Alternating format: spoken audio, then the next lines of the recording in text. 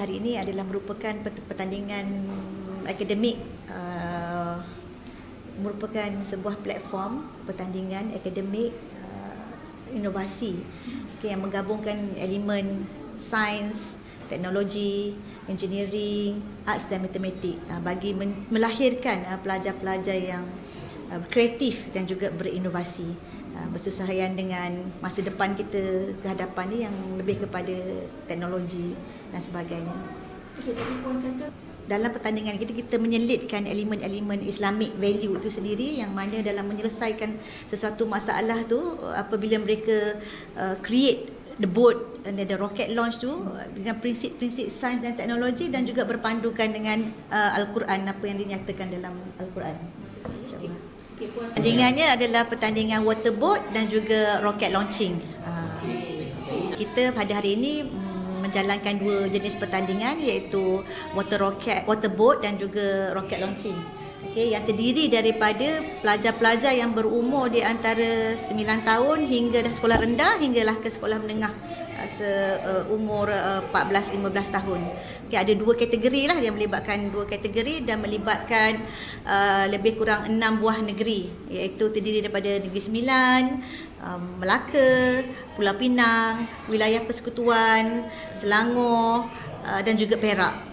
Dalam IISM STEAM Challenge ni, peserta bukan sekadar dia mempelajari teori, malah diberi peluang untuk membina, membentuk, menguji dan menambah baik produk atau projek berdasarkan prinsip saintifik dan kejuruteraan.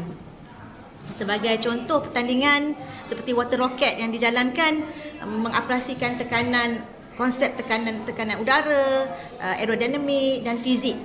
Manakala waterboat challenge pula dia menguji kreativiti serta kefahaman peserta dalam aspek daya apungan, kestabilan dan reka bentuk kapal.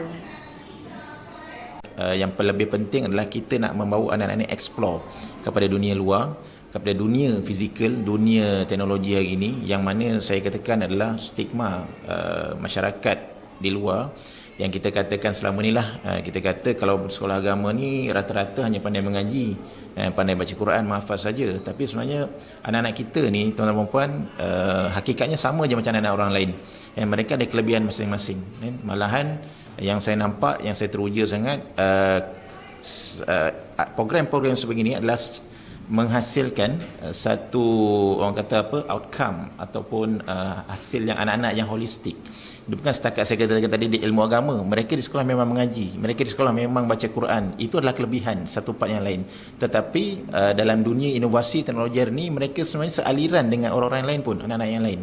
Sekolah-sekolah yang biasa, kalau kata mereka boleh buat, kita malahan lebih mampu buat, dan kita ada tambahan juga kepada ilmu agama tadi itu. Maksudnya, of course very excited, and sebenarnya tak sangka pun, because kita datang untuk bawa anak-anak, bagi pengalaman dekat diorang, expose to the real life out there, and then kita bagi pendedahan berkaitan information, and also the detail lah how to make the good boat. Itu je lah.